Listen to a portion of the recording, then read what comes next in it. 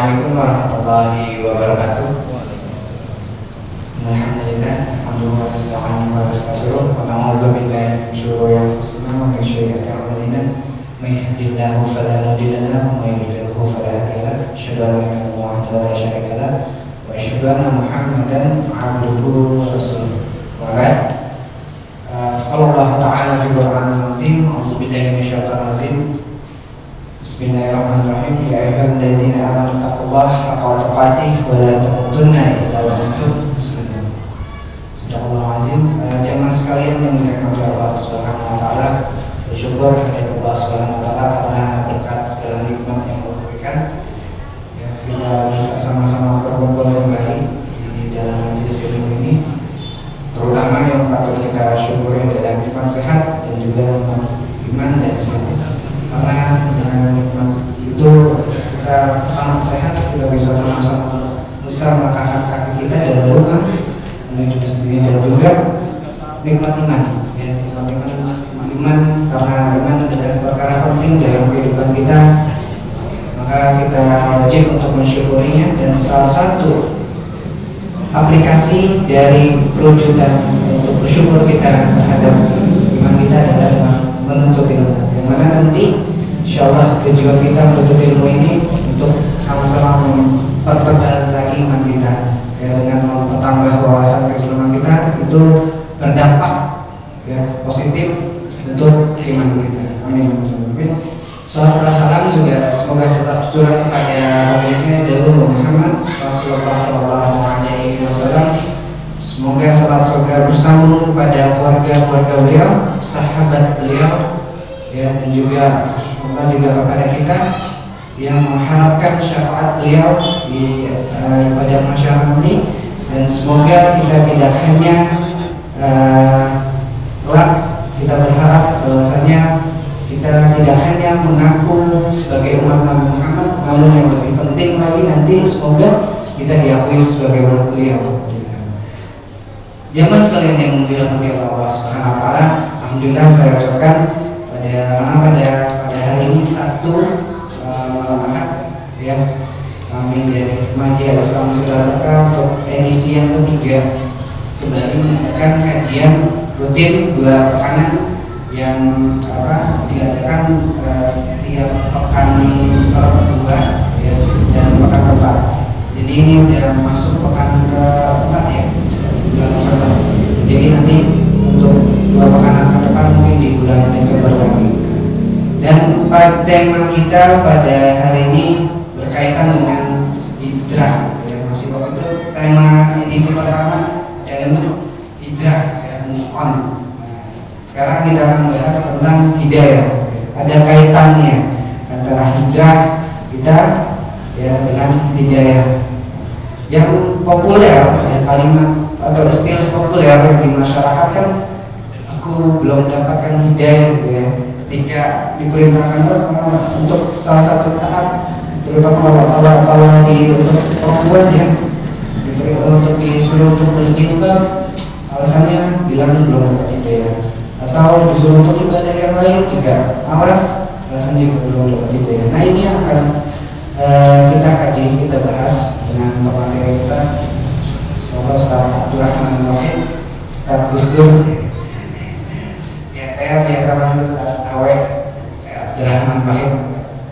Ya, insyaallah akan membahas lebih luas lagi, lebih lagi terkait dengan hidayah ini. Apakah hidayah itu ditunggu, apa dijemput, ya, apa dan kaitannya dengan berapa penting sih hidayah itu untuk bagi kehidupan kita, sehingga kita akan untuk bisa meraih surga. Itu akan dibahas nanti juga untuk pemateri. Untuk itu jemaah sekalian, untuk mempersingkat waktu, kita mulai kajian kita pada malam hari ini dengan melaksanakan basmalah. Bismillahirrahmanirrahim. Sekali lagi para jemaah rapat yang masih berada di luar, ya, demi tertib kajian kita. Untuk itu saya silakan.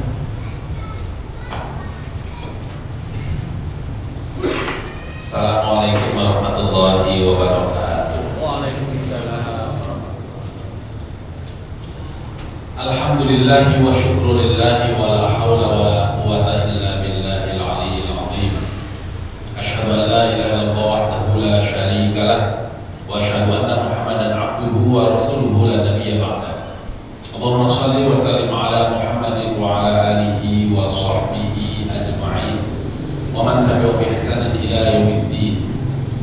naqulu li jahannama hal tarti wa taqulu hal min mazid. Al-yawma nakhtimu ala afwahihim wa tukallimuna aydihim wa tashhadu arjuluhum bima kanu yaksibun. Shadaqallahul azim. Ikhwati fillah, saudaraku sekalian yang dirahmati Allah Subhanahu wa taala. Ini saya mohon izin duduk di sini, Bapak sekalian ya. Sebenarnya saya nggak pede duduk di sini karena kelihatan gemuk ya kalau duduk begini kan. Kalau duduk di bawah tuh kelihatan tegahnya. Orang gemuk serba salah ini. Duduk di atas kelihatan gemuknya, duduk di bawah kalau kata orang, Ustaz saya nggak Ustaz kayak udah kenyang banget. Duduk kalau duduknya sehat juga di bawah. Tapi ini saya nggak menyangka kalau pertemuan kita, silaturahim kita pada kesempatan kali ini mungkin masjid kali kedua saya mendapati kajian kita bentuknya adalah sofan begitu, soft. Ini kalau kejadiannya di masjid rumah saya masa itu pasti dulunya mau melingkar, gayanya sama kayak orang arisan, karena hobi banget sama tembok. Itu ciri khas orang Indonesia. Besok Ustadz kalau misalnya kesasar di Masjidil Haram atau Masjid Nabawi agak membingungkan, itu paling gampang nyari orang Indonesia cari tiang sama tembok. Saking betapa orang Indonesia hobinya nyetir. Kita bingung di mana pintunya, yang mau keluar mana. Kalau Nabawi itu nggak bisa kita arah balik gitu kan, bawa kanan ke kiri. Cari aja tiang yang paling gampang. Kalau udah ketemu tiang, ada yang lagi nyetir langsung tanya, Assalamualaikum, Ustadz dari Indonesia ya. Oh kamu tahu katanya, kamu Ustadz lagi nyetir. Tahu banget tuh. Ini kalau di masjid saya kajian taklim itu hari Jumat ya malam Sabtu gitu Saudara. Ini duduknya melingkar kita. Pokoknya itu arisan. Kalau ada di masyarakat tahlilan, kalau ada lagi yang namanya pengajian, kumpul RT sama duduknya. Nah, ini saya senang banget nih, karena memang sesungguhnya yang baik ini begini, bersaf. Supaya ketahuan sholat itu nggak mepet tembok semuanya kan, bersaf. Absennya enak, kemudian rapatnya kuat, dan fokusnya lebih enak ketimbang yang melingkar tadi. Ini salah satu ciri orang Indonesia. Saya kira berarti di sini udah mulai keluar dari orang Indonesia. Ya paling nggak bukan orang Jakarta. Kemarin saya ngobrol ada orang yang sampai gara-gara dekat pada Ahok sampai keluar dari Jakarta. Kata itu. Saya bilang ini keterlaluan juga ya, saking dia menjaga integritasnya. Saya nggak mau dipimpin dengan wal yang kafir, saya pindah ya katanya sampai ke Depok. Kalau Bekasi sana ya, saking begitu katanya. Ini udah keluar dari kebiasaan orang Indonesia nih. Jarang yang nyetir ya kan. Saya kalau ada ibu-ibu yang nyetir, saya biasa bilang di awal ceramah itu sekarang, nanti yang dengerin ceramah saya sambil nyetir nanti meninggal dunia. Duduk ya tetap semua langsung. Khawatir kalau meninggal dunia. Padahal kita semuanya calon, semuanya camat, calon wafat, calon meninggal dunia. Bapak yang dirahmati Allah Subhanahu Wa Taala, ini ada ibunya nggak sebenarnya? Ada ya. Mohon maaf bunda tidak tersebut. Ibu-ibu di belakang. Temanya yang diberikan oleh panitia adalah menjemput hidayah. Hidayah itu di Al-Quranul Karim seringkali kita membacanya dan memintanya setiap hari. Bayangin aja, itu namanya hidayah. Sehari minimal kita minta 17 kali. Kita baca di dalam setiap rakaat kita, ihdinas shiratal mustaqim. Dalam tafsirnya nanti bisa kita baca siapakah orang-orang yang dalam jalan yang nikmat itu. Shiratal ladzina an'amta 'alaihim. Itu dalam surat An-Nisa ayat 69. Kalau kita baca ada 4 kategori, 4 manusia. Jadi emang hidayah kan tiap hari kita minta. Jadi harusnya udah gak asing nih kita dengan hidayah. Bahkan doa kita itu di dalam sholat kita minta supaya Allah tidak condongkan kembali apa-apa yang Allah sudah berikan hidayah kepada kita. Dalam ayatnya dalam surah Ali Imran ayat 8 kalau kita membaca, A'udzubillahi minasyaitonirrajim. Rabbana la tuzigh qulubana ba'da idh hadaitana wa hab lana min ladunka rahmah innaka antal wahhab. Itu saking betapa orang Islam udah paham yang dia kejar itu memang harus hidayah yang dia minta, karena yang manis itu di situ. Jadi kalau temanya sekarang apa tadi, jemput hidayah untuk meraih surga, ya itu memang. Cuma permasalahannya ini saya belum melihat di kita. Al-Quran sudah jelas, hadza basyairul linnas. Kalau kita buka surat Al-Jathiyah, kita ketemu ini adalah petunjuk bagi sekalian manusia. Al-Baqarah ayat 2 yang kita baca, dzalikal kitabul la raiba fi hudan lil muttaqin. Ini huda petunjuk. Jadi kadang-kadang nih kita mau bawa begini aja udah males karena udah ada beginian. Ini udah ada semuanya, Ustaz. Di sini mah semuanya udah ada, cara bikin tempe juga ada. Ini ada, kita tinggal cari cara bikin tempe bacem, ketemu. Sehingga orang malas nih bawa Al-Quran, semuanya merasa udah ada di sini nih. Nggak boleh menyebut merek ya, sebut saja namanya Nokia. Ya. Nggak ada, semuanya merasa, sehingga dia malas bawa beginian. Padahal mushaf dengan Al-Quranul Karim ini dengan handphone kita jelas berbeda. Kita nggak pernah risih nih bawa ini ke kamar mandi, tetapi paling tidak masih ada kerisian di hati kita. Ada yang merasa terganggu kalau melihat Al-Quran di bawah, walaupun ini kita katakan adalah sebagai mushaf Al-Quran. Tapi kalau ini nggak ada masalah, di bawah diambil juga berhenti, kalau menolak. Kalau ini kan enggak, dibalikin lagi ke kanan. Coba Ustaz sekalian, kalau nemuin Al-Quran di dalam masjid akan dibawa pulang atau dibalikin lagi ke rak? Balikin lagi kan? Nah kalau ini yang ditemuin kantong gitu, ada ketahuan amat niatnya ya. Ini kan cuma mudah-mudahan sih saya yakin nih yang hari ini gak bawa Quran, ini temanya menyebut hidayah, ya berarti udah hafal sama Al-Quran gitu. Insya Allah. Biasanya insya Allahnya kencang belum ya. Insya Allah amin sana, nah, itu biasanya belum apa. Ini petunjuknya sama, ini di sini semuanya ada, di sini juga semuanya ada. Cara bikin apapun di sini juga ada. Masalah roket di sini ada, televisi ada. Cara bikin sayur asem ada di sini Pak. Canggihnya Al-Quran Karim. Masalahnya kita udah baca 6.236 ayat, dibacanya juga malas. Dari bulan Ramadan yang sekarang sampai ketemu bulan Ramadan yang akan datang, itu dari Al-Baqarah masih Al-Baqarah belum habis-habis tuh. Al-Baqarah ada terus. Yang hamil bacanya cuma 2 surat doang. Kalau kata Yusuf sama Maryam, katanya biar anaknya ganteng, kalau enggak cantiklah. Berarti ibu saya dulu bacanya surat Al-Fil, karena artinya gajah, biar anaknya jadi gede. Takut kita mau baca surat Al-Fil, apalagi baca surat Al-Baqarah. Dibodohi masyarakat kita. Baca surat Yusuf aja itu biar ganteng tuh, Maryam itu biar cantik. Jangan baca Al-An'am.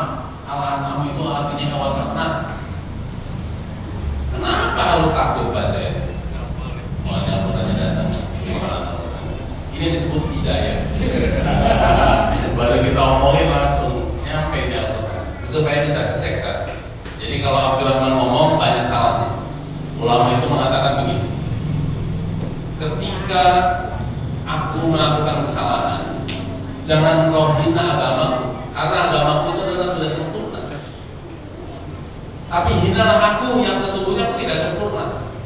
Kita kadang-kadang memberikan embel-embel Islamnya, Zat. Itu tuh ngomongin orang mulut jilbab doang gitu. Jilbabnya disalahin, apa hubungannya nih?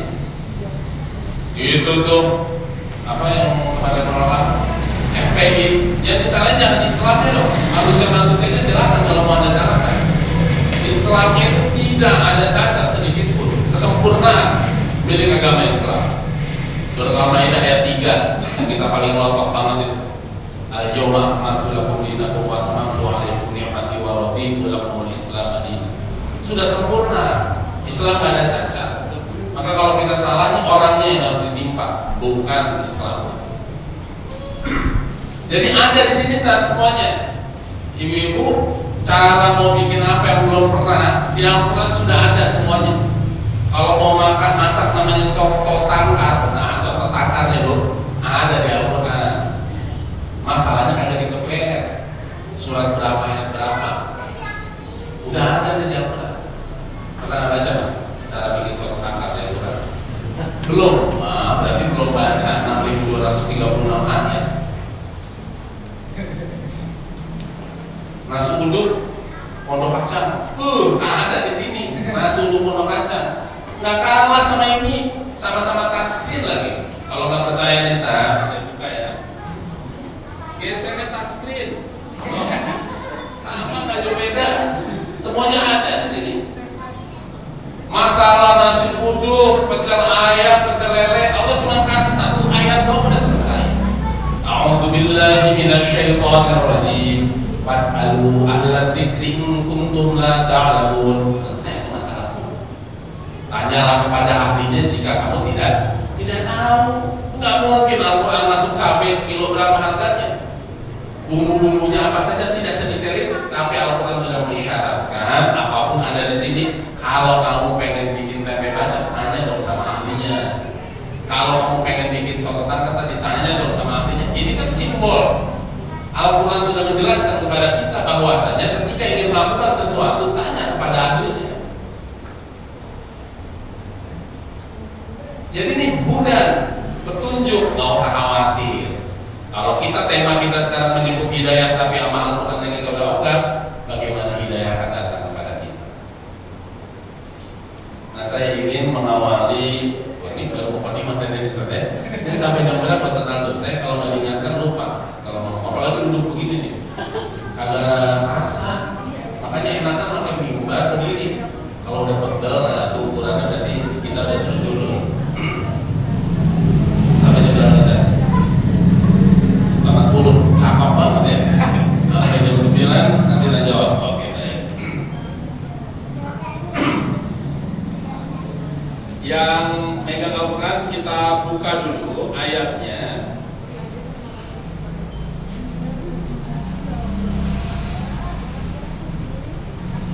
Surat 45 Al-Jatiyah. Qurannya kalau bisa Quran Ame ya Ustaz ya. Kadang-kadang kita kagak paham, udah kita baca bolak-balik ayat. Quran Ame itu bisa membuat kita lebih paham. Banyak orang-orang yang berjasa nih. Salah satunya Ame terjemahannya, Quran Ame terjemahan itu para ulama-ulama terdahulu sudah mampu paling tidak memvisualisasikan dalam bahasa Indonesia yang kita lebih paham. Sudah Ustaz ya? Kita ketemu surat 45 ayat 20. A'udzubillahi minasyaitonir rajim. Hadza basairu lin-nasi wa hudan wa rahmatun liqaumin yuqinun. Ini adalah petunjuk, pedoman bagi linnas, bagi manusia. Jadi Al-Quran itu jadi pedoman buat manusia, tapi baru jadi petunjuk wa huda wa rahmah, jadi petunjuk, jadi rahmat liqaumi yuqinun, buat orang-orang yang meyakini saja, yang yakin, yang percaya sama Al-Quranul Karim. Hidayah itu sesuatu yang bukan datang begitu saja. Saya belum bisa berjilbab nih karena saya belum dapat hidayah. Saya belum haji nih karena saya belum dipanggil. Saya belum sholat nih, saya belum merasa dipanggil. Hayya Allah sholat berkali-kali belum merasa dipanggil. Haji belum merasa dipanggil. Kerudungan, berjilbab belum merasa terpanggil. Dari mana rumusnya? Karena sesungguhnya hidayah itu adalah perspektif bagi orang yang mau melihatnya. Ingin dapat atau tidak, itu saja permasalahannya. Hidayah itu bukan sesuatu yang kemudian anjlek dia datang dapat begitu aja, enggak. Kuncinya adalah dia akan diraih oleh seorang manusia. Kita lihat nanti ayat selanjutnya. Jadi nggak bisa hidayah itu kita hanya diam saja. Al-Quran sebagai petunjuknya, kunci utamanya. Tapi buat orang yang yakin doang. Kalau nggak yakin nggak bakal bisa. Sampai ngelotok dia baca berkali-kali, tapi dia nggak mau yakini dengan isi Al-Quran Al-Karim, nggak bisa. Doa aja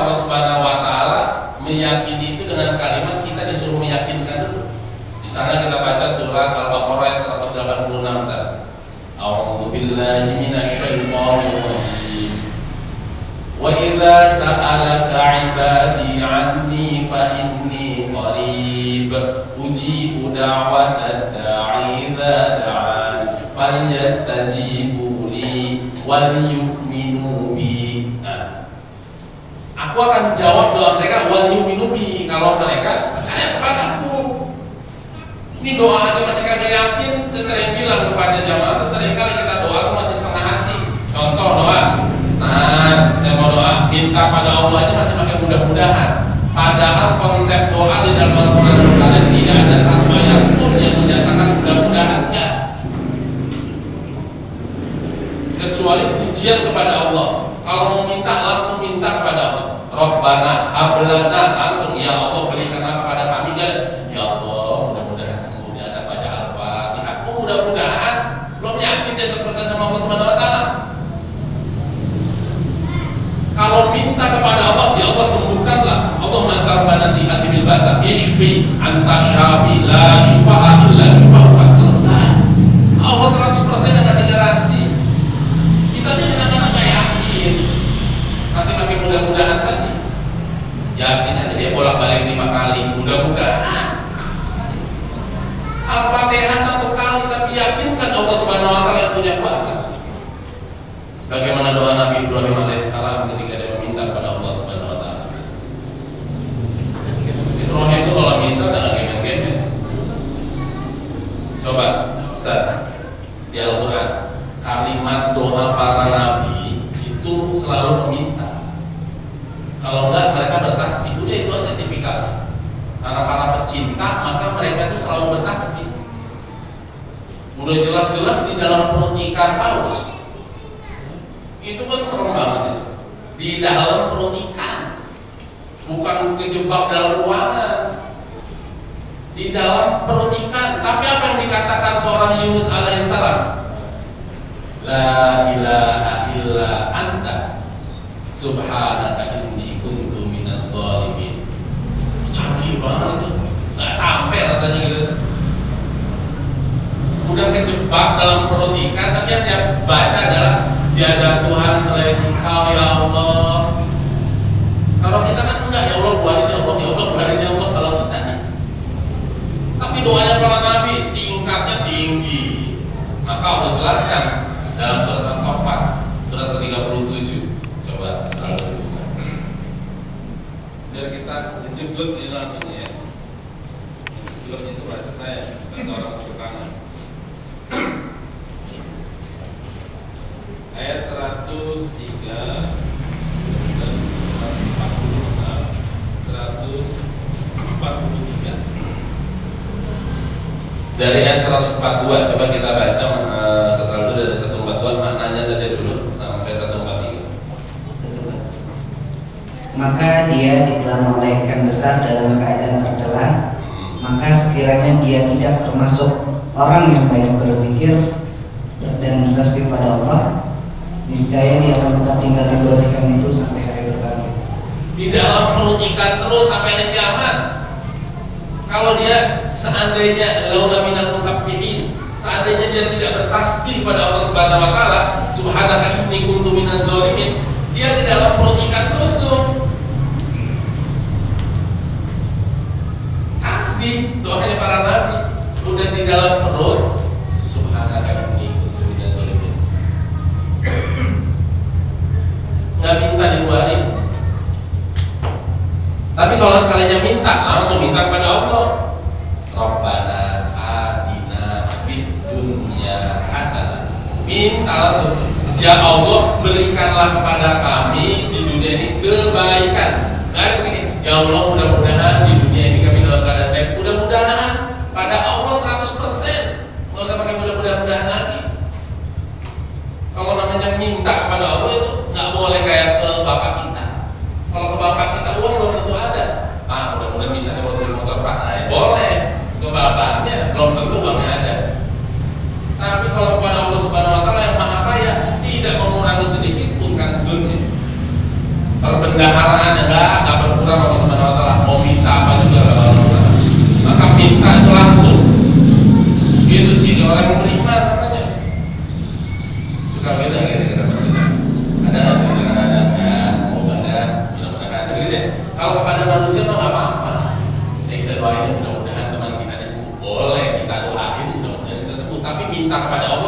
ya Allah sembuhkanlah. Minta kepada Allah, ya Allah berikanlah, ya Allah turunkanlah. Semuanya begitu konsep doanya. Kecuali tadi doa para nabi menggunakan kalimat-kalimat tasbih tadi. Nabi Adam diusir dari surga dalam konteks yang kita pahami ini, itu doanya bukan minta dibalikin lagi, ya Allah saya pengen balik lagi ke surga, enggak. Rabbana zolamna anfusana wa illam taghfir lana wa tarhamna lanakunanna minal khasirin. Kita ini udah dikeluarin dari rumah yang cakep banget, Ustaz. Nah, kadang-kadang kita minta, ya Allah pengen balik lagi ke rumah. Kalau rumah kita udah bagus aja masih kita minta lagi rumah lebih bagus. Tapi Adam mintanya nggak begitu. Dia bilang, Rabbana zolamna anfusana. Ya Allah, aku menzolimi diriku sendiri. Beda tingkatannya nih. Para anbiya sama kita mah beda banget. Coba aja cek doa kita tadi di sholat isya. Kayaknya sih 98% buat kita semua. Kayaknya minta rezeki, paling banyak minta rezeki itu. Kesehatan, ya kan? Minta masalah dimudahkan pada wafat nanti. Nah, buat semua, buat kita semua makhluknya. Mana tetangga yang kelaparan, mana saudara di Palestina lagi ketahuan, mana saudara-saudara kita yang kondisinya di Aqsa, bagaimana saudara-saudara kita di Papua, boro-boronya itu di dalam doa. Padahal dikatakan doa itu adalah silah, senjatanya kaum muslimin. Katanya itu doa amal kita. Coba ingat lagi, doa kita habis sholat isya tadi, berapa persen yang kemudian kita alokasikan buat saudara-saudara kita? Kita kan saking egois ya, doa buat kita semua tuh. Rabbana atina fid dunya hasanah, Rabbana la tuzigh qulubana. Yang mana Rabbana ighfir lana wa li ikhwanina allazina sabaquna bil iman. Berapa persen orang membaca itu? Enggak banyak. Jadi ini kunci utama tadi. Saya ingin mengajak kita semua meyakini betul ini baru bisa menjadi hidayah kalau diyakini. Kuncinya tadi. Minta kepada Allah Subhanahu wa Ta'ala, cirinya itu harus yakin 100%, 100%. Minta kepada Allah. Ini namanya beriman. Wal yu'minu bi. Selanjutnya, tadi kita surat Al-Jasiyah ya. Mohon maaf ya Ustaz ya kalau saya kesannya kayak menegak amat ya, bukan karena supaya tegas-tegasan kita melihat ayatnya nih.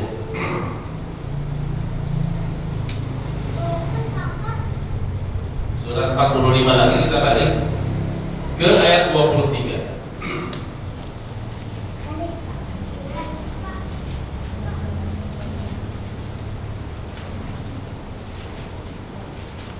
Ke ayat 23. Setelah itu bisa dibaca lagi artinya. Ini mohon maaf ya karena yang mic-nya yang paling dekat Ustaz Aldo ini. Kita baca. Maka pernahkah kamu melihat orang yang menjadikan hawa nafsunya sebagai Tuhannya dan Allah membiarkannya sesat dengan sepengetahuannya, dan Allah telah mengunci pendengaran dan hatinya serta meletakkan tutup atas penglihatannya. Maka siapakah yang mampu memberikan petunjuk setelah Allah membiarkannya sesat? Mengapa kamu tidak mengambil pelajaran? Bahasa lain dari hidayah, petunjuk. Allah tegaskan nih di ayat ini. Sesungguhnya yang membuat kita seringkali tidak mendapat petunjuk itu hawa nafsu kita, bukan setan. Setan dulu disalahin, enak aja kata setan. Kita kagak ngapa-ngapain, kita lagi disalahin. Berzina, aduh hilaf saya nih, hilaf. Orang situ yang enak setan disalahin. Gara-gara setan nih, setan kagak mau disalah-salahin juga. Hawa nafsu, mempertuhankan hawa nafsu. Kita ini dari kecil memang diajarin itu menyalahkan. Saya kasih contoh misalnya anak kecil nabrak pintu, itu yang dipukul anaknya, ibunya, apa pintunya? Pintunya, kasian banget tuh pintu bu. Perhatikan bu anak-anak, ini anak-anak kecil nih, anak umur 2 tahun jalan nabrak nih meja. Aduh kenapa mau jangan nangis sama mejanya nakal? Meja aja dinakalin. Ini meja tetapi di sini aja di sana. Kagak ngapa-ngapain tuh meja. Makai dia salah-salah dia gebuk lagi ke meja. Oh, nakal ya. Mindset anak-anak kita udah ganti dari dulu yang salah ke meja, bukan saya, apalagi ibunya yang ngawasin, bukan. Ini yang salah meja, udah mengkambing hitamkan. Ya, mau ngaji nih, gimana strategi saya namanya? Kita hanya berusaha, manusia hanya berikhtiar, hanya tapi Allah juga yang memutuskan. Gak ngaji aja pakai salahin Allah. Allah juga yang memutuskan. Gara-gara krimis kagak jadi berangkat. Ya kita kan cuma namanya berencana. Tadinya tuh sore saya pengen ngaji, berencana gitu. Tapi ya Allah pula yang kemudian memutuskan ini. Ternyata terlalu saya jadi nggak berangkat untuk masjid Al-Barkah. Makanya Allah dia bawa-bawa gara-gara dia kagak ngaji, nyalain Tuhannya. Setan ini seringkali kena tuduhan, karena setan itu dari dua golongan, dari golongan jin dan manusia. Panduannya kalau kita baca surat 6 ayat 112, Al-An'am 112 kayak begitu. Maka dalam surat Qaf, surat ke-50 ayat 27. Nah, ada lagi biar tegas lagi surat 50 ayat 27. Setan yang mengertainya berkata pula, "Wahai Tuhan kami, aku tidak menyesatkannya, tapi dia sendiri yang berada dalam kesesatan yang jauh." Tuh, setan yang menyertainya berkata, tadi dibacakan nih, aku tidak menyesatkan dia. Orang dia duluan udah sesat. Orang saya nggak pernah tuh namanya bapak setan bunuh anak setan. Nah, saya nonton di Antv ada tuh yang namanya bapak manusia bunuh anak manusia. Orang pertama takut, sekarang mah yang namanya setan gak pada takut. Manusia sama setan tuh gak takut. Gak takut sama kesetanan, tapi sekarang takut setan itu ke manusia. Oh, lebih kejam manusia. Udah gak bisa bedain antara minuman ini air putih sama yang namanya aspal, gak bisa bedain. Sehingga apa aja dia makan. Udah gak bisa bedain uang miliknya dengan uang milik negara, gak bisa bedain. Karena emang Allah sudah tutup matanya, jadi nggak bisa bedakan tuh. Karena petunjuknya udah nggak sampai. Uangnya 20 juta, di sana juga sama 20 juta, tapi US dollar. Salah ngambil. Itu bukan berarti dia nggak tahu, tapi Allah udah tutup sehingga nggak bisa bedain mana harta miliknya dan mana milik harta orang lain, mana haknya dan mana hak orang lain. Udah tutup. Kalau salah itu siapa? Hawa nafsu. Tadi yang kita baca suratnya Al-Jasiyah. Jadi bukan setan nih. Kasihan ya. Kita harus bela juga itu setan. Setan tuh innahu aduwwun mubin, musuh yang nyata, udah jelas-jelas. Maka jangan ikuti. Jadi hawa nafsunya, kalau orang udah mengikuti hawa nafsunya, maka Allah kasih jaminan 3 tadi Pak. Ini syarat orang tidak mau dapat hidayah. Yang dia bilang saya belum dapat hidayah, udah ini syaratnya kedua, ikutin hawa nafsu. Allah kasih jaminan 3. Ayat yang tadi dibacakan apa jaminannya? Allah telah mengunci pendengarannya, hatinya, dan meletakkan tutup atas penglihatannya. Udah selesai manusia. Manusia kalau sudah diceritakan adalah khatamallahu ala qulubuhum wa ala sam'uhum wa ala absaruhum ghishawatu wa lahum adzabun azim. Selesai itu manusia. Tutup hatinya, matanya, telinganya, gak bakal masuk hidayah mau dari manapun itu. Karena ini semua fungsi hidayah dari sini kita bisa. Maka orang baru lahir dalam surat An-Nahl ayat 78, wallahu akhrajakum min butuni ummahatikum la ta'lamuna syai'a. Ini off the record nih Pak. Walaupun di ada videonya, saya mohon maaf nih. Saya katakan dengan terus terang bahwasanya saya lahir dengan SBL sama-sama bodoh. Yang bilang saya ya, la ta'lamuna syai'a atau karena ayat itu. Kita dilahirkan dari rahim ibu kita, Allah mengeluarkan dari rahim ibu kita tidak mengetahui apapun. Saya terus terang nih, saya Aldo SBY sama waktu lahir sama-sama bodoh. Tapi Allah cerita lanjutannya, wa ja'ala lakumus sam'a, Allah jadikan pendengaran, penglihatan dan afidah. Hati itulah yang kemudian akan menunjukkan hidayah kita. Jadi simbol hidayah itu akan masuk kepada kita melalui panca indera kita. Maka yang harus pertama dijaga, pelihara panca indera. Dengan apa? Dengan ilmu. Supaya kalau melihat orang lagi sedekah, jangan kita berpikir ya elah gaya banget, baru punya uang 20.000 aja sedekahnya 15.000. Nah itu namanya orang udah hasad. Sama-sama melihat. Tapi kalau orang punya ilmunya, ya Allah, dia orang yang tidak mampu saja mampu bersedekah 20.000 rupiah. Saya dari dulu Patimura pegang golok mulu. Sama kondisinya, sama-sama sedekah. Yang satu melihat iri, yang satu melihat ya Allah sebagai motivasi. Sama kejadiannya, tapi satu dengan hidayah, yang satu tidak dengan hidayah. Itulah ilmu. Saya ini pakai peciannya nih saat itu pakai ilmu nih. Ini kalau tadi saya lagi ceramah begini nih mesti di peci saya. Tapi kalau namanya lagi mulai sholat, kita angkat nih. Kalau udah akhir bulan, nih saya sama istri saya udah begini nih, tahu nih. Kenapa nih? Musik saya udah ya, akhir bulan. Kalau sampai uang udah habis begini nih, namanya punya ilmu. Pakai peci, kagak sholat begini, ceramah begini. Ini nggak ada ilmunya berarti. Jangan ditutupi dahinya dengan sesuatu yang menempel dari tubuh kita. Kalau yang nggak menempel boleh. Ini sorban letakin di bawah, itu menghalangi tempat sujud kita, tapi nggak menempel di tubuh boleh. Tapi rambut, gondrong ya kan, menghalangi dengan menempel di tubuh nih. Jadi kalau mau sujud, kalau mau diikat dulu tuh, diikat dulu nanti Mas Godong diangkat pakai peci ya kalau nggak gitu. Kadang-kadang saya lihat ada masalah tradisi banget itu masalah. Kita mau sujud, Allah tidak lebar itu ya. Ada yang sampai mau sholat sujud, ribet banget nih sholat. Maka saya begini tuh seneng banget ya. Saya ini ngajar kalau saya nggak tahu aja di tempat Aldo biasa pakai peci apa enggak. Saya mah biasanya saat terus terang saya kalau ceramah ini beneran begini adem malah. Nah adem karena buat sujud juga nggak ada yang menghalangi. Ketimbang saya pakai ini. Kadang-kadang ini kita agak turun gitu ya. Begini enak aja. Kalau khutbah Jumat baru begini aja sih begini. Cuma kadang masyarakat kita nggak bisa terima.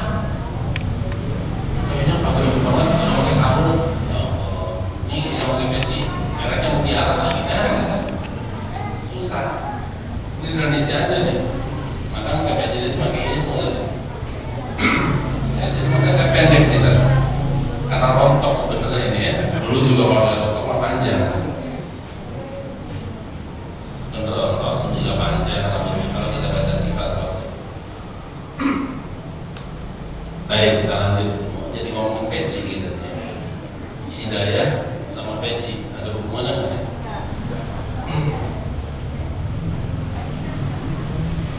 Sampai mana tadi itu kita? Tanda-tanda tua biasanya mulai sering lupa. Tanda-tanda tua. Yang ngeri itu lupa itu bisa karena tua. Yang kedua yang ngeri syakautu ila waqi'at su'alin sifat syadani ila tarkil ma'asi. Syafi'i ngadu kepada gurunya syakautu ila waqi'at su'alin. Ya Waqi, wahai guru Waqi, aku ini susah nih untuk menghafal. Kemudian kata gurunya farsyadani ila tarkil ma'asi. Kamu harus ninggalin maksiat. Banyakan maksiat tuh, ngapalin makanya nggak masuk-masuk. Dari kecil aku umur 40 bisa sama aja kagak kata-kata hafalnya. Nah, misalnya begitu. Kalau di sini kan alhamdulillah kan sama kayak saya, nggak apa-apa maksudnya. Kuat, apalah. Para sahabat tuh paling lemah 1 juz. Kita hidup nih jangan sampai nggak hafal, kurang dari 1 juz jangan sampai lah. 37 surat masa dari kita lahir sampai sekarang kita nggak mau hafal. Minimal kalau namanya disuruh imamin sholat tarawih bisa tutup 3 kali lah surat yang itu aja. Ya Anas, Al-Ikhlas, Al-Falah, mentor. Anas, Al-Ikhlas, Al-Falah. Itu namanya dalam surat Al-Furqan ayat 30 syai'an mahjuro. Al-Quran diabaikan begitu saja. Dipakainya cuma buat mantra. Giliran anak kagak dapet jodoh baru baca tuh Al-Quran ayat gitu. Tahlilan dia baca lagi baru itu. Orang lahiran dia baca lagi itu. Semuanya kan begitu. hobi kita tuh akhirnya baca Quran ayatnya itu aja sama makan. Coba setiap acara ini aja ada makanan tuh, ada anggur sama pisang kan. Sampai orang meninggal itu kadang ada makannya. Ya Allah ya tadi. Makanya kita bedanya sama Rasul sedikit. Rasul sedikit makan, kalau kita sedikit makan. Itu doang bedanya sedikit. Makanya jadi kayak begini nih saya 105 kilo ya. Lumayan, sekilo udah mahal sekarang 85.000.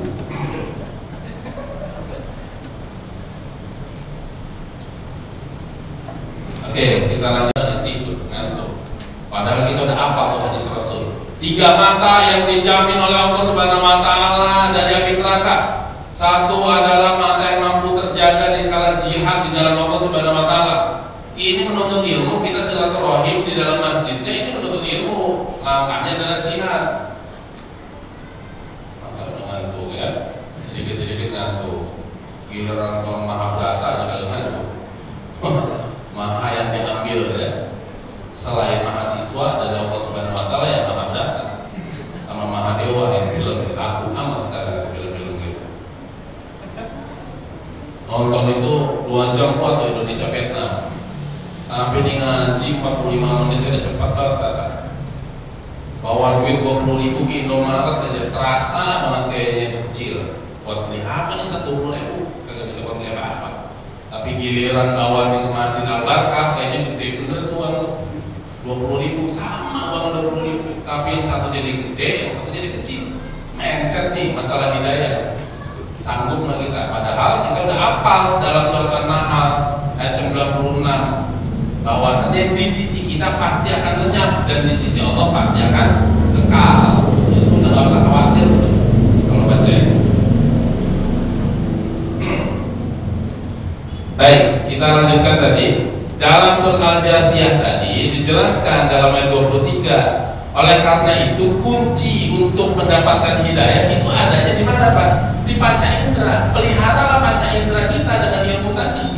Di matanya, telinganya, sama hatinya, itu kuncinya. Kalau itu sekali-sekali kita sudah dikunci mati oleh Allah Subhanahu wa taala, maka sudah tamat sebagai orang manusia. Berarti dia bukan golongan manusia yang dikatakan beriman, yang dikatakan mukhlis, yang dikatakan muttaqin, sudah bergeser arahnya. Itu dikatakan sebagai syaitan minal jinnati wan nas. Dia bukan dikatakan lagi sebagai manusia, tapi dia sudah sebagai orang yang dikatakan al-an'am, binatang ternak. Kalau percaya buka surat 7 ayat 179, Al-A'raf ayat 179. Tambahan waktunya 5 menit lagi ya, cepat banget jamnya nih. Sama apa nggak jam saya? Sama ya. Al-A'raf ayat 179. Sekarang sekarang. Sama ayatnya dulu lah, kita dengar ayatnya kita. A'udzu billahi minasyaitonir rajim. Bismillahirrahmanirrahim. Wa laqad zara'na li jahannama katsiran minal jinni wal ins. Lahum qulubun la yafqahuna biha wa lahum a'yunun la yubsiruna biha wa lahum adhanun la yasma'una biha. Ulaika kal an'ami bal hum adall. Disuruh Nabi mereka punya mata tapi nggak bisa melihat.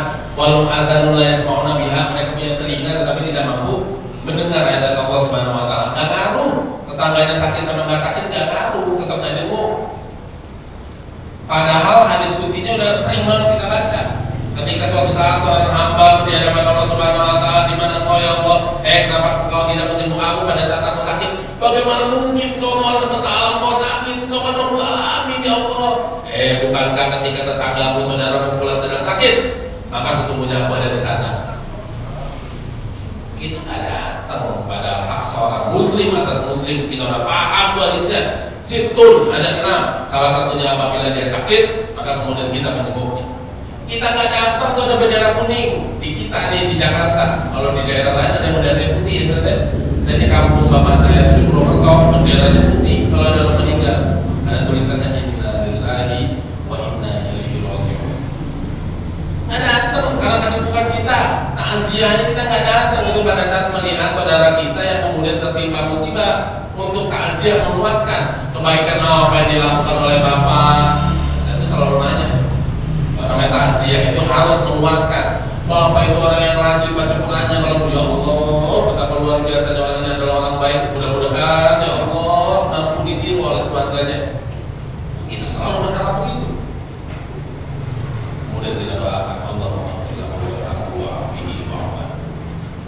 ini nggak datang gara-gara sibuk atau pura-pura sibuk. Padahal hak seorang muslim atas muslimin mengunjungi saudaranya ketika meninggal dunia, datang aja takziah, menyempatkan nggak dia untuk ikut kemudian merawatnya, mengantarkan sampai matanya. Kalau kita itu masih lemah, bagaimana mungkin kemudian kita mampu memperkatakan kuat kita? Nih kata dia yang kita baca. Ini nggak pengaruh mau tetangganya lagi bagaimana, mau saudaranya lagi bagaimana, nggak ngaruh orang matanya telinganya dalam tutup. Maka Rasul mengingatkan kita nih Bapak dan Ibu sekalian. Rasulullah SAW bersabda, aku tinggalkan untuk kalian dua pemberi nasihat. Rasul bilang ada dua pemberi nasihat. Yang pertama adalah yang berbicara dan yang kedua adalah diam. Apa yang berbicara? Yang berbicara nasihat dan berbicara adalah Al-Quran dan Sunnah Rasulullah SAW. Ini berbicara, ngajak ngobrol sama kita semua. Kalau Ustadz suka baca Quran, ketika lagi galau, kepet aja ayat yang kira-kira kita pengen mau set, tiba-tiba kok bisa pas sama sesuai dengan hati kita tuh. Gitu sih. Kayaknya dia lagi punya masalah, bukan asal nih pada baca kita surat Ibrahim ayat 13 sampai ayat 24. Kok kayaknya pas banget nih sama kita punya masalah. Dari jawabannya Allah kasih. Karena nasihat kata Rasul dua. Yang pertama yang berbicara Quran dan Sunnah Rasul, dan yang kedua adalah kematian. Yang diam itu adalah kematian. Cukuplah kata Rasul kematian itu sebagai nasihat supaya kita sadar betapa luar biasanya orang-orang saudara-saudara kita telah mendahului kita. Waja'at sakaratul mauti bil haqq. Serem banget. Apa ayat-ayatnya? Wa tafatis saqu bis-saq. Ketika seorang muslim itu ditarik bukunya, maka betis sama betis saling bertautan. Kalau baca tuh bukunya Ibnu Qayyim al-Jauziyah tentang 4 tahapan ditariknya ruh itu serem banget. Dari ujung kaki, ujung jempol sampai ujung kepala. Ini dari ujung bagian pertama wa tafatis saqu bis-saq. Saking sakitnya itu nafasnya berubah total. Nafasnya kayak nafas kuda itu orang nih, dan kita akan ngalamin. Terus terang saya belum pernah ngalamin satu kata mau ini. Jujur saya. Nah, udah pasti pada takut semua kan. Tapi pada saat ditarik itu wa tafatis saqu bis-saq. Al-Quran ada cerita. Betis sama betis saling bertautan. Yang suka mandi jenazah pasti paham. Kadang-kadang sampai orang yang meninggal itu sakaratul maut mengeluarkan namanya kotoran, buang air besar, sampai keluar sperma, mohon maaf. Sakitnya luar biasa. Napas cepat. Ini kaki. Tahapan kedua dari dengkulnya sampai dengan pusatnya. Napasnya berubah total. Yang tadi napasnya cepat, sekarang napasnya sedang kemis. Tapi pakai suara. Nah, udah tarik di tahapan kedua. Kita cuma bisa mentalkin la ilaha illallah. Talkin kan itu jangan dirubah-rubah. Saya takut nih nanti takutnya nggak kuat sampai la ilaha doang. Saya jadilah pakai Allah aja. Bukan, disuruhnya la ilaha illallah. Urusan Allah nih. Mau saya dirubah-rubah jadi Allah aja. Atau cuma sebut pak. Nggak bisa. Istighfar pak. Nggak bisa. Katakan saja la ilaha illallah. Tahapan kedua sampai pusat. Sumber maksiat paling banyak. Orang yang tidak mampu menjaga kemaluannya. Apa saya berubah total? Nanti ngalamin ini kita semua. Makanya kan kita minta pada Allah Subhanahu wa Ta'ala untuk dimudahkan kita pada saat sakaratul maut. Allah mahawin alaina fi sakaratil maut. Itu doa kita. Tahap ketiga dari sini sampai dengan dada kita di atas ini, jalan kerongkongan kita. Ini maksiat banyak yang butur nih. Sohibul butun, ahli perut, masuk makanan yang halal, yang haram, yang aspal, segala macam tadi. Maka perubahan napasnya berubah total lagi. Yang tadi napasnya, sekarang napasnya sedang kemis, kagak ada suaranya. Sekali-sekali nih Pak, kalau ada yang belum pernah nih kita mendampingi orang sakaratul maut, saya sangat menyarankan supaya kita mendekat diri kepada Allah lebih. Saya ini kebetulan dari saya lulus SMA di pesantren sana, pertama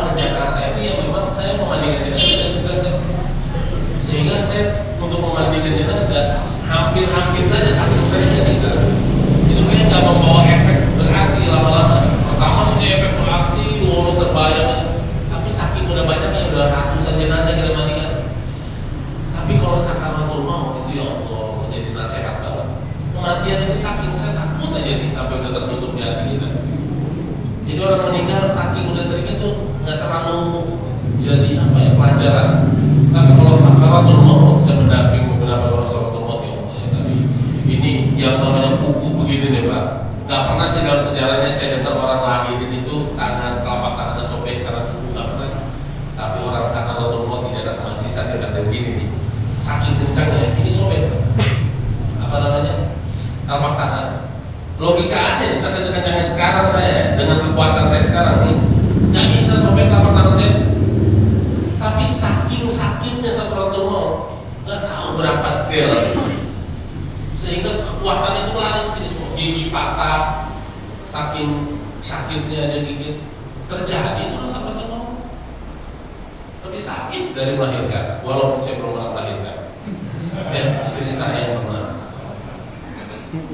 Saya waktu istri saya melahirkan, dan kamu gak cakar-cakar aku. Kok mata cerita orang itu kan pada saat melahirkan dia cakar-cakar. Ya gak pegangan gitu ya. Ayo dong cakar, ya pegangan gitu ya. Sakitnya luar biasa. Tapi sakaratul maut lebih sakit. Kata Rasul diceritakan dalam hadis riwayat Abu Daud, sakitnya itu lebih baik 360 tusukan pedang daripada sakitnya sakaratul maut. 360 tusukan pedang itu lebih baik daripada sakaratul maut. Nah, bayangkan tahapan tempatnya dari kerongkongan sampai ubun-ubun sana. Apabila nyawa kamu sudah sampai kulku, wantu hina zintan sudah Al-Quran cerita begitu. Kalau ruh kamu sudah sampai ke kerongkongan kamu, pada saat itu pula kamu bisa melihat ke arah mana kamu pergi. Orang kalau sakaratul maut udah nggak bisa melihat orang Pak. Mau apa udah, dia cuma fungsi di doang yang terakhir nih. Maka orang koma itu walaupun nggak bisa melihat, udah nggak bergerak, cuma denyut jantung doang, tapi dia masih bisa mendengar. Maka bisa dia walaupun diam tidur begini, tiba-tiba menetesan air mata. Karena masih dengar. Maka fungsi talqin itu di situ.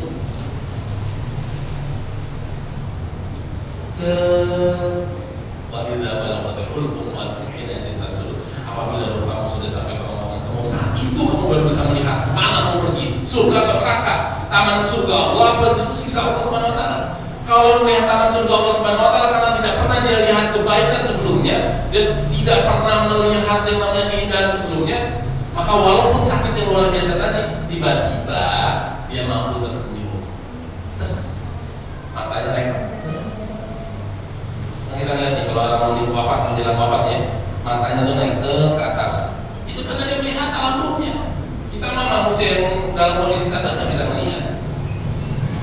Tapi jangan sekali-sekali ketika dia melihat siksa Allah Subhanahu wa taala, biar saya biar dia pusing khotimah, pura-pura senyum. Macam-macam. Mana mungkin bisa? Yang dia lihat azab neraka, tapi biar dia pusing khotimah, masih pencitraan, masih mau meninggal dunia, nggak bisa pencitraan meninggal dunia. Masuk pun bisa sekarang, tapi kalau pencitraan nanti sakaratul maut nggak ada ampun.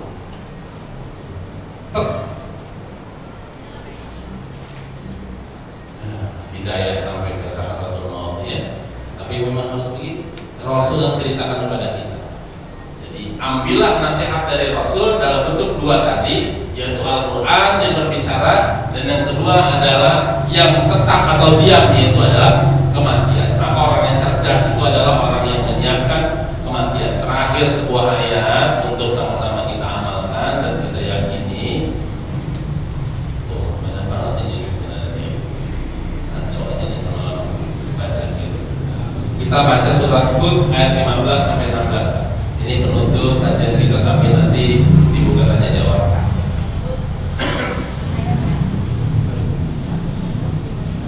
Surat Hud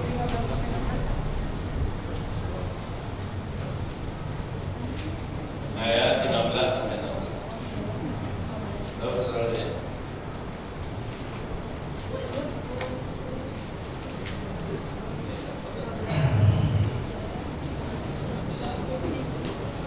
Siapa yang menghendaki kehidupan dunia dan perhiasannya, pasti kami berikan balasan penuh atas pekerjaan mereka dunia dengan sempurna, dan mereka di dunia tidak akan dirugikan. Itulah orang-orang yang tidak memperoleh sesuatu di akhirat kecuali neraka, dan sia-sialah di sana apa yang telah mereka usahakan di dunia, dan terhapuslah apa yang telah mereka kerjakan.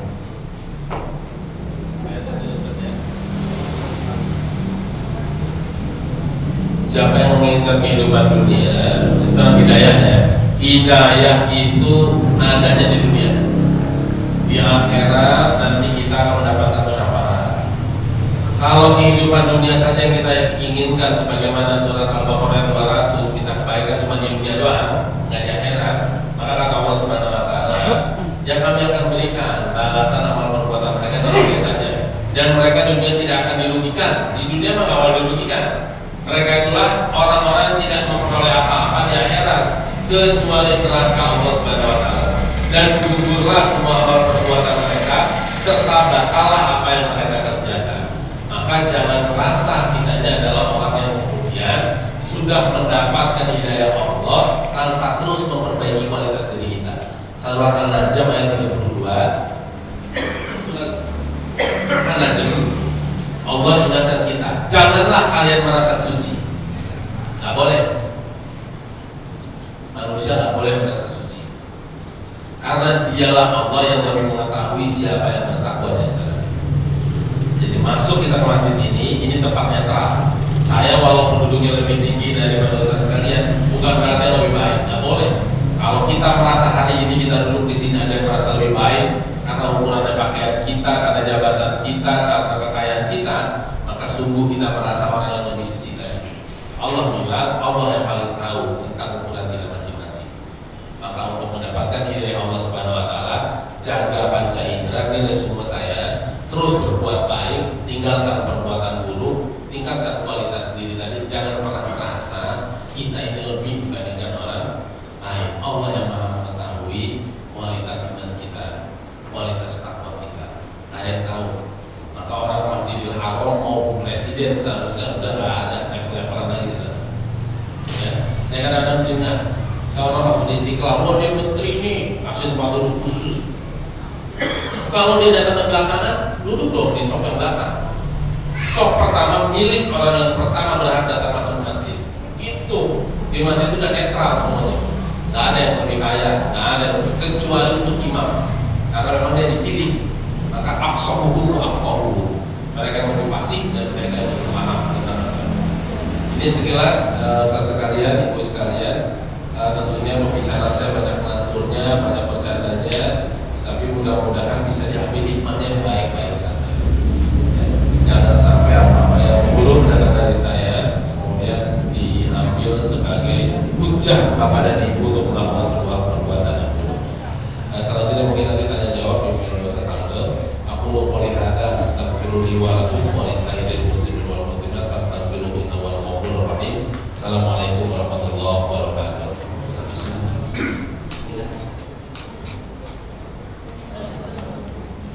Alhamdulillah, jemaah sekalian, kita telah sama-sama mendengarkan pemaparan yang jelas saja dari Ustaz. Sebelum kita masuk ke sesi tanya jawab nanti sampai 9:30-an, ya, untuk memeriahkan, ya, untuk lebih memeriahkan dan juga untuk mengukur ya materi seberapa masukan materi dari saya Ustaz. Kita ada hadiah nih, ya, kita ingin ada kuis kaos, hadiah kaos Islami. Ya, Ustaz mungkin bisa kasih pertanyaan ke jamaah terkait dengan materi yang tadi Ustaz sampaikan.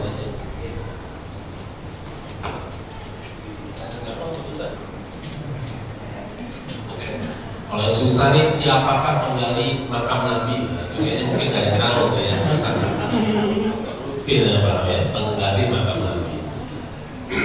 Baik, saya tanyakan ini saja.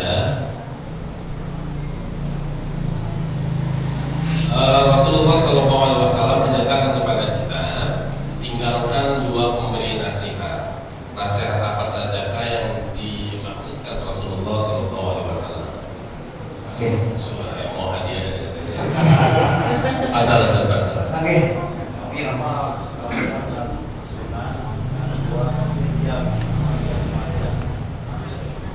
Redaksi lengkapnya begini.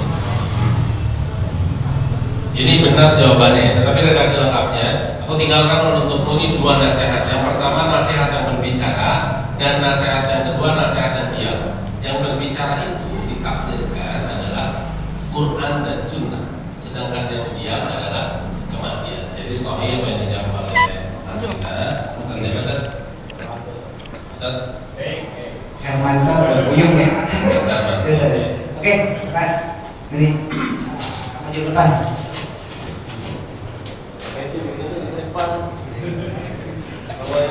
Masih pertanyaan apa tanya?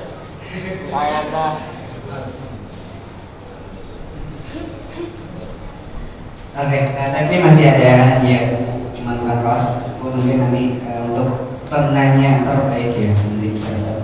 Oke, dan untuk memperluas kajian kita ya, tadi yang udah dibahas sama Ustaz, ada yang ingin ditanyakan, mungkin untuk akhwat bisa mengirim pertanyaannya lewat kertas yang ditulis, nanti panitia yang ngambil atau juga mungkin yang ikhwan juga boleh. Ada yang mau bertanya langsung atau tulis kertas, silahkan.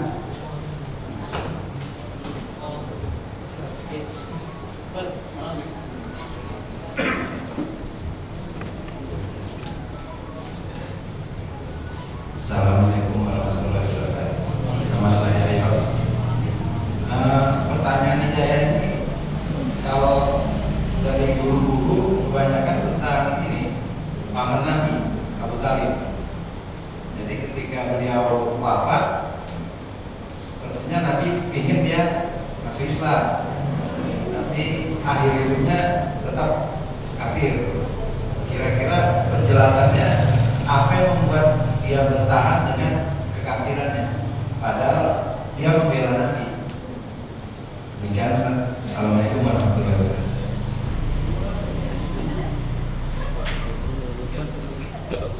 Jawab ya.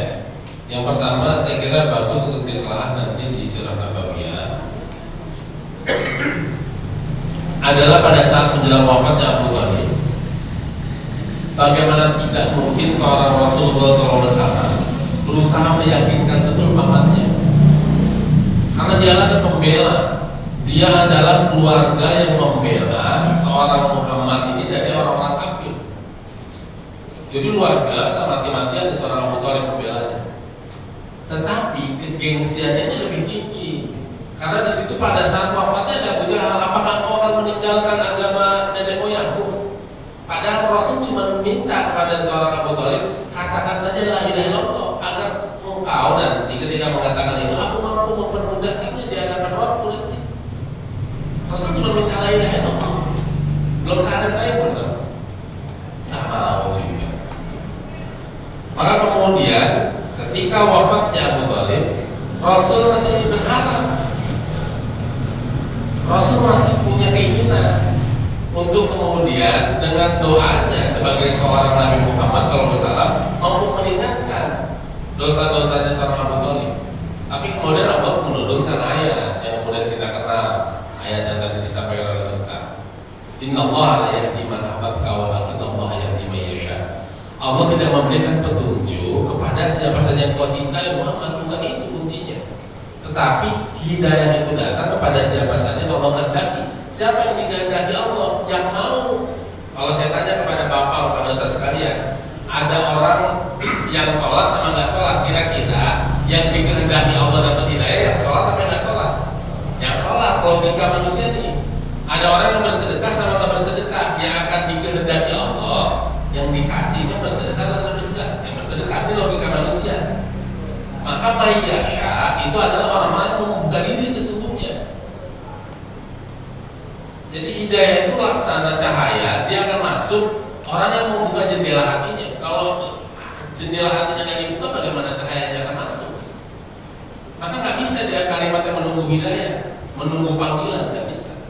Maka kalimat hudan di dalam Al-Quran Al-Karim itu kaitannya sangat erat sekali dengan kalimat yang kita kenal sebagai hidayah, pedoman. Jadi petunjuk sekali lagi kuncinya bukan kepada orang-orang yang kita cintai. Nah, Allah yang nomor tegas itu seorang Muhammad. Kalau memang sampai Abu Thalib itu walaupun kerabat, tapi kalau dia karena kesombongan hatinya, kegengsiannya tidak mengantarkan kepada kualitas imannya, maka juga sama. dan telah datang cerita-cerita terdahulu buat seorang Nabi Muhammad saja. Sebut kita Lut alaihissalam, betapa dia seorang nabi tapi istrinya tidak mampu ya ajak beriman. Sebut seorang Nuh alaihissalam, betapa dia seorang nabi tapi tidak mampu mengajak anaknya untuk beriman. Sebut Ibrahim alaihissalam, sebagai kekasih Allah, dia sebagai seorang nabi tapi tidak mampu mengajak orang tuanya untuk beriman. Artinya hidayah itu bukan karena kekerabatan Rasul, bukan kekerabatan Nabi, tetapi memang hanya diperlukan orang yang mau saja. Tapi kan kalau Muhammad tadi dikelilingi oleh nama-nama yang baik, bapaknya Abdullah, ya kan, ibunya Aminah, nama-namanya baik semua tuh. Hamba Allah, Nabi Muhammad belum lahir aja bernama bapaknya udah hamba Allah. Wafat usia 18 tahun kalau kita baca di Sirah Nabawi. Yang menyusui merawatnya namanya Halimatus Sa'diyah. Coba, Muhammad bukan dikasih sama bindun misalnya begitu, atau dilindungi oleh seorang nama Abu Jahal, namanya jelek-jelek semua tuh. Artinya ini maknanya udah jelek. Tapi ketika seorang Muhammad SAW dilindungi nama-nama sekitarnya saja baik. Maka gelarnya Al-Amin, ibunya Aminah, luar biasa. Sampai anaknya, pamannya, semuanya dikelilingi oleh nama yang baik. Maksud Rasulullah SAW. Terima kasih. Oke, ada lagi belum masuk pertanyaan langsung. Ini ada pertanyaan tertulis. Bagaimana kita memberitahu kepada saudara kita atau teman kita tentang hidayah? Karena banyak dari mereka yang masih belum bekerja, belum bekerja dan berpacaran. Alasan belum berubah karena belum mendapatkan hidayah. Itu gimana?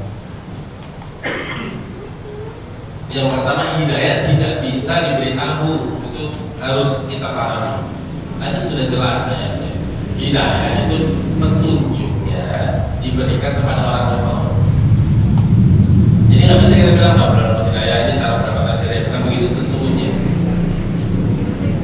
Tugas kita sebagai seorang muslim, kalimat Al-Quran, ud'u ila sabili rabbika bil hikmah, serulah manusia itu kepada jalan Allah Subhanahu wa taala dengan cara hikmah. Wal mau'izah hasanah wajadilhum billati ahsan. Yang perlu kita perbaharui itu metode kepada teman-teman kita, saudara kita, akhwat kita semuanya. Cara menyampaikannya, bukan konteks hidayahnya. Karena dia akan datang dengan secara yang tidak mampu kita tangkap secara akal sehat saja. Jadi bicara hidayah nggak harus melulu ansih orang yang belajar dan akhirnya bukan. Bukankah kita pernah membaca bagaimana sebuah hadis Rasul yang menyatakan seorang yang kemudian, mohon maaf, melacurkan dirinya pada akhirnya diceritakan dia adalah salah seorang penghuni surga. Bukan berarti hidayahnya datang serta-merta, tetapi lihat ketulusan hatinya pada saat dia memberikan minum seekor anjing. Dia rela membuka sepatunya, ia ambil air, kemudian dia suguhkan pada anjing. Dan itu ternyata dicatat oleh Allah Subhanahu wa taala. Artinya dia rela membuka dirinya untuk hal yang sedemikian rupa. Tapi itu bukan menjadi mafhum mukhalafah bagi muwafaqah bagi kita. Oh yang kayak begitu aja bisa masuk surga, apalagi kita bukan begitu maknanya. Nah kita umat Islam ini kadang lemah pada posisi, apalagi masalah hijab tadi ya. Lemah untuk menjelaskan posisi aslinya. Misalnya Islam mengajarkan untuk menutup aurat, kita mengedepankan jilbab. Saya berdiskusi sama teman-teman yang mayoritas di anak kampus ini banyak masuk jaringan Islam liberal. Pak, kan jilbab gak wajib. Oh, saya bilang betul jilbab gak wajib. Bodoh dia senang banget. Wah kalau begitu bapak sama dengan saya. Alhamdulillah ini gak wajib. Yang wajib itu menutup aurat aja. Kalau kamu pakai jilbab beli yang di Tanah Abang itu mah gak harus. Kamu punya tapak meja juga gak apa-apa pakai tapak meja. Punya tapak roni juga gak apa-apa. Kalau mau menutup konteksnya adalah menjaga auratnya. Jadi bukan perspektif jilbab yang kita kenal sekarang. Kalau perspektif yang kita kenal sekarang, jilbab jadi bermacam-macam. Ada yang namanya jilbabnya anak, ya kan? Saya aja Tanah Abang nih, Koko Jokowi. Besoknya Koko Uci, Koko itu jadi konteksnya ke model, bukan menutup aurat.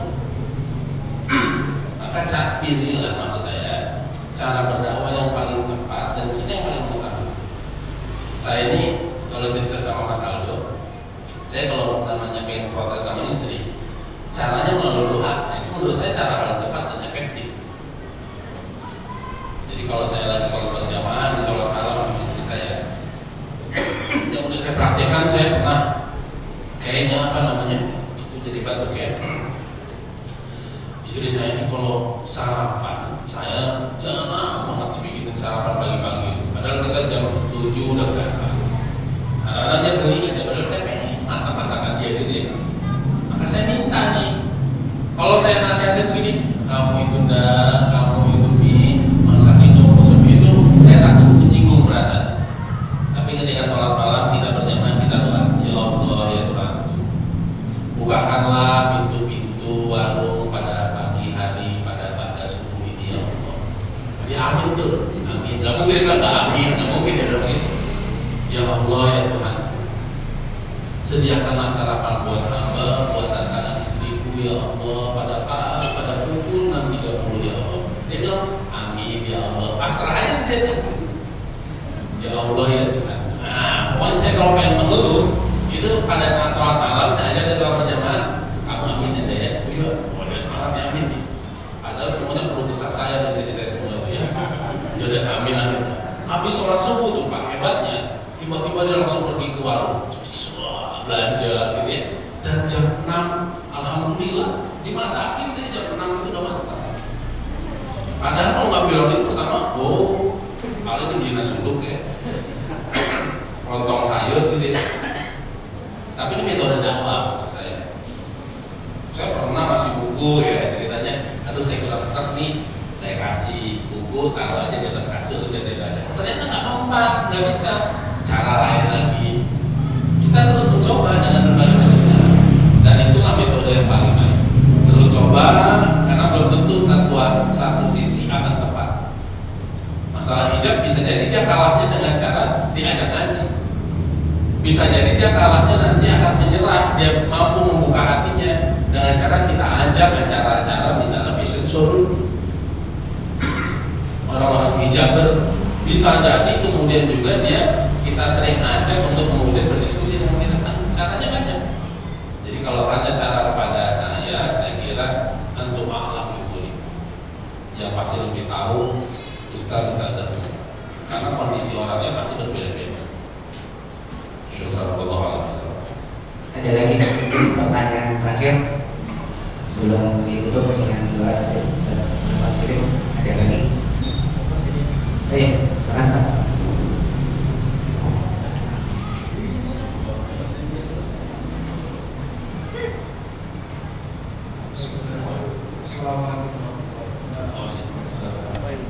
Bicara tentang ini itu hidayah, masih masuk dalam tema kita tadi tentang sakaratul maut ini. Saya pernah baca hadis bahwa orang yang mati jihad fisabilillah itu mati seperti digigit semut. Benar?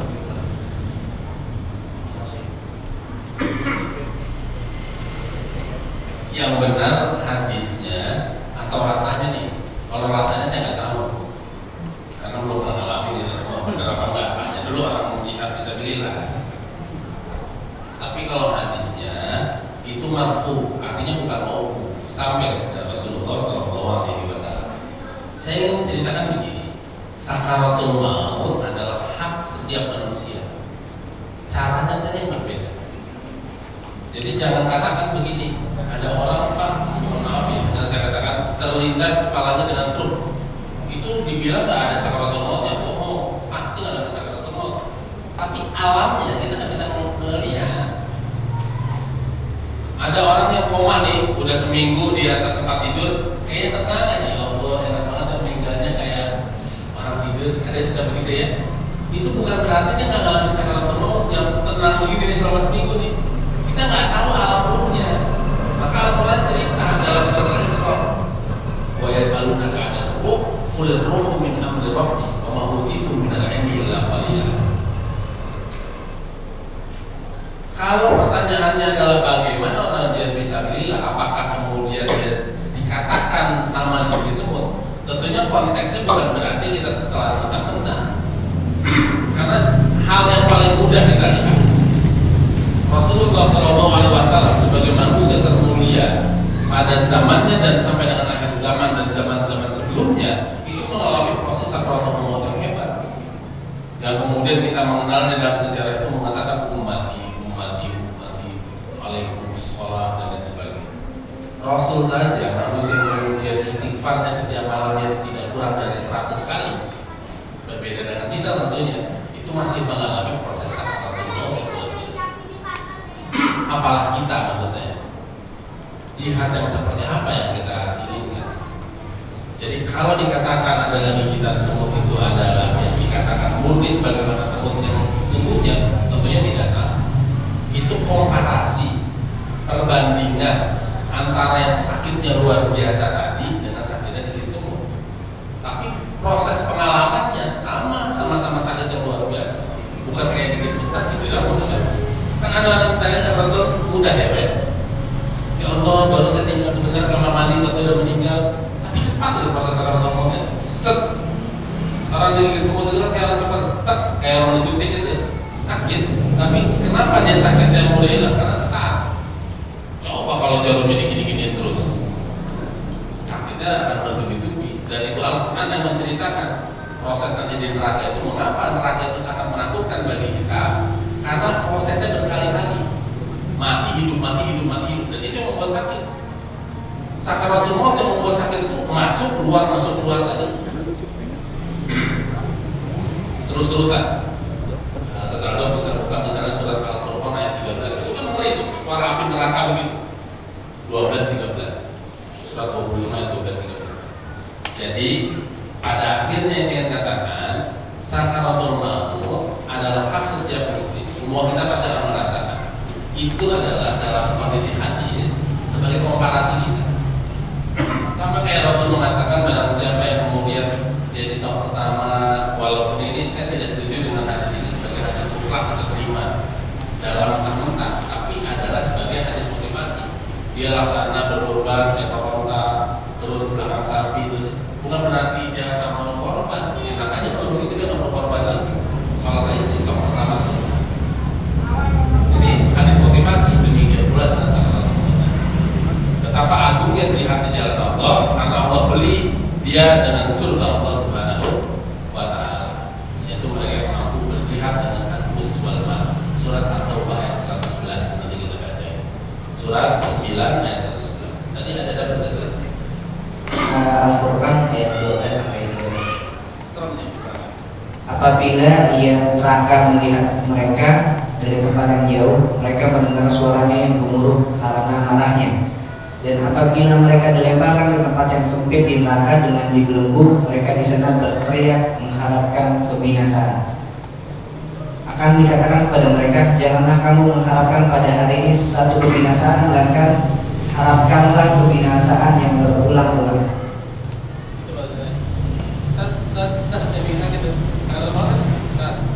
Kalau baca hadisnya ini, Sahih Bukhari bisa dilihat. Saya nomor hadisnya lupa ya, 2000 sekian atau 500 sekian. Itu malaikat itu datang dalam waktu yang biru, yang kemudian dia dimasukkan, dicabutnya itu dikeluarkan, proses yang berulang-ulang itu lah yang kedua. Tidak sama dengan para seorang muslim tadi yang sakitnya luar biasa, tapi dia sekali cabut sehingga keluarlah dari. Maka orang Jawa mengatakan ngaji salah kalau siji 9 lubang semua ada 9 ditambah dengan 1 lubang yang ada di ubun-ubun kita. Anak bayi makanya kalau masuk angin dia dikasih ini kan bawah ada ubun-ubun ini sini tempat keluar ruhnya gitu. Jangan sampai kita keluar ruh dari ujung jempol karena saking susahnya keluar ruh dari sini. Demikian Ustaz. Oke, kita cukupkan sampai di sini ya. Karena sudah ada 9:30. Mungkin untuk nanti ada pertanyaan lagi bisa di luar forum. Oke, alhamdulillah kita sama-sama melaksanakan kajian dengan beberapa Ustaz. Sebagai penutup Ustaz, mungkin bisa ditutup dengan doa. Ya, kita mengharapkan bahwasanya semoga Allah terus bisa memberikan hidayah kepada kita sehingga kita bisa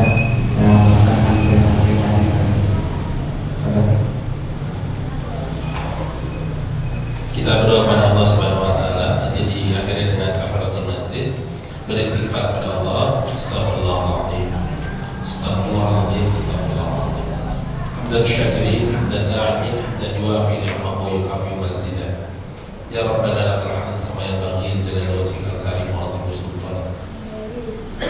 اللهم صل على محمد وعلى ال محمد كما صليت على ابراهيم وعلى ابراهيم انك حميد مجيد. اللهم ربنا تقبل منا صلاتنا وصيامنا وركوعنا وسجودنا وقعودنا وتضرعنا وتعبدنا وتوكلنا يا الله يا رب العالمين. اللهم انا نسالك سلامه في الدين وعافيه في الجسد وزياده في العلم وبركه في الرزق وتوبه قبل الموت ورحمه عند الموت ومغفره بعد الموت. اللهم هون علينا في سكرات الموت ونجاة من النار وعافيه الحساب. اللهم اختمنا بحسن الخاتمه. اللهم اختمنا بحسن الخاتمه. اللهم اختمنا بحسن الخاتمه. اللهم اجعل في اخر حياتنا بكلمه لا اله الا الله. اللهم اهدنا الصراط المستقيم. اللهم اهدنا الصراط المستقيم. اللهم اهدنا الصراط المستقيم صراط الذين انعمت عليهم غير المغضوب عليهم ولا الضالين. ربنا اغفر لنا ولاخواننا الذين سبقونا بالايمان ولا تجعل في قلوبنا غلا للذين امنوا ربنا انك رؤوف رحيم. اللهم انصر جميع المسلمين والمسلمات. اللهم انصر جميع المسلمين والمسلمات. اللهم انصر جميع المسلمين والمسلمات.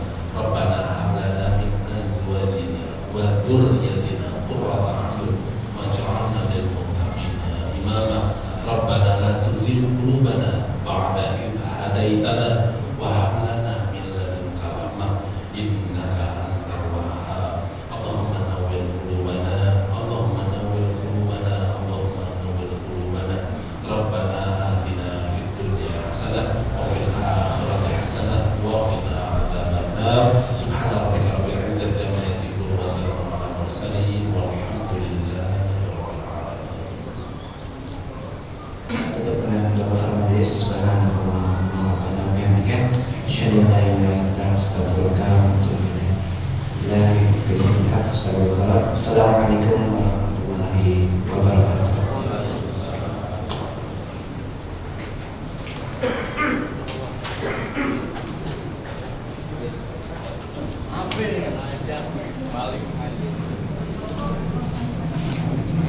Balik.